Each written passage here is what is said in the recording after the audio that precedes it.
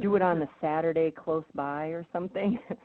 And then you can have time to yourself, because I found with my husband, like, we kind of suffer in it together rather than going in shifts. And I found it to be quite helpful when we go in shifts. Yeah. So I've got another question here for you.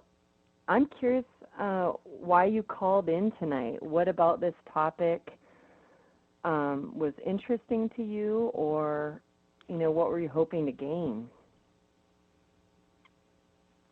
This is Sam, and for me, actually, my friend, her name's Marissa. She sent me a link to it. Sure. I don't know how she got it, but she's like, hey, thought of you, blah, blah, blah.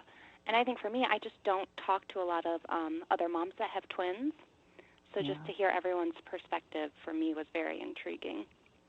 Great. This is Lindsay. I called in because I really like talking to Becky. Oh, Linz, you're so great. And I'm really good at kissing up. Sweet. This is Kristen. I really like talking to Becky and Lindsay. And Kristen. Oh, boy. No, I was just curious this is Kristen. I just am curious to kind of hear about how, others go about carving that time for yourself, because I feel like for me it's just like a trip to the grocery store, even by myself, is like I'm going to Disneyland or something. Yeah. It's huge. So I was just kind of interesting. It's just interesting to hear, other moms that are in the same situation, their perspective on it, and that sort of thing. Sure. And Kristen, how do you find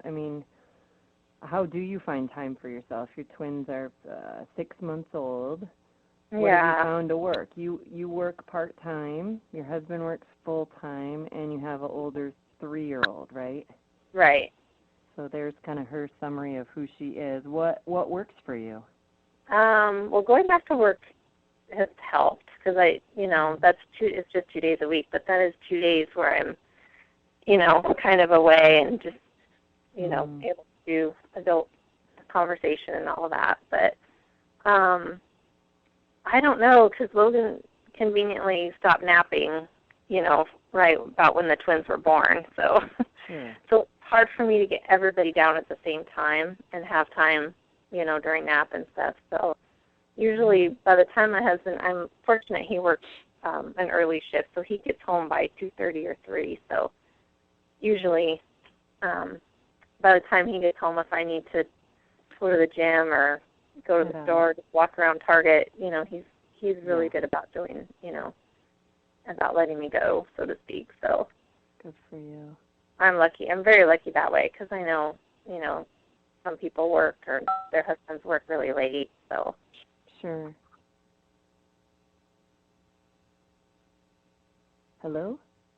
Hello? Oh, okay. I thought it sounded that I heard something funny. I heard a beep. That. I found too that when my twins were really young, this is Becky again, when my twins were young, I would call my husband on his drive home from work and just say, so today was a bad day, and I'm really low right now, and so when you come home, like, I'm fine, and I'll be back in an hour, but I need you to just kind of step in and be dad, and then I need to leave and just take, I don't even know what I need, but I know I need to be away. I'm fine, we're fine, but I need a break. And just to be clear and to communicate that really helped me as a mom. It helped my marriage, and I didn't ever do anything fantastic. I just needed quiet just to get my thoughts in order. Mhm. And we only have a couple minutes left here.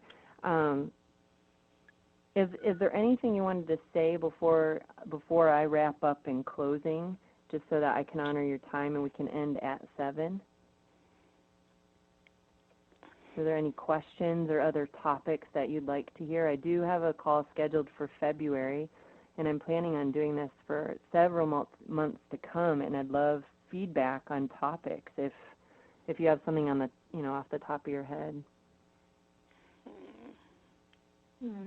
About this is Lindsay, not disciplinary, but just twin quirks that other, like if you have single twins you don't deal with. Like, for instance, Xander's really into biting Wyatt. And, like, because they're the same age, he takes anyway, so, like, behavioral things that are unique to twins. Sure. Unique twin quirks, got it. Yeah. Okay. Great. Thanks, Lindsay. Mm-hmm. Well, I'm so glad you guys all persevered to call in, and I'm sad the other gals didn't call in. Something must have come up for them. But, hey, I'm eager for next month, too. And thanks for sharing and connecting. Hopefully next time we'll have a bit more time to actually share. My goal in these calls is to talk and share for maybe the first third at the most, and to leave 2/3 to connect with each other, to ask questions and draw out more from you, because this is a learning time for me as well. So it's been a pleasure to have you all on the phone tonight, and I want to just share 2 things in closing. First, it's not a secret that I'm a life coach, and I'm focusing on moms of twins.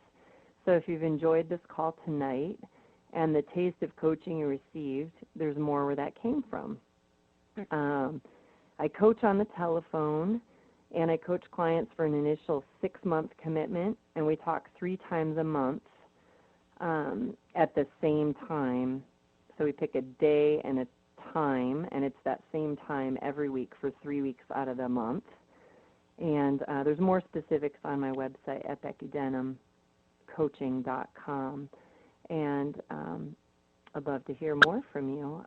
Secondly, I'd love for you to join me for next month's call in February. It's going to be with Canada's Passion Coach.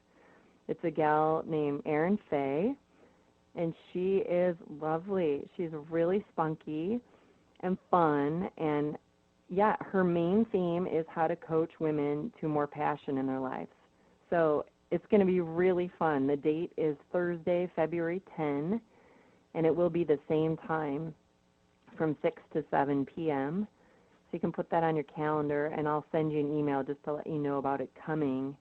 And if you want to find out more about upcoming calls, you can like me on Facebook. I have a Becky Denham Coaching fan page.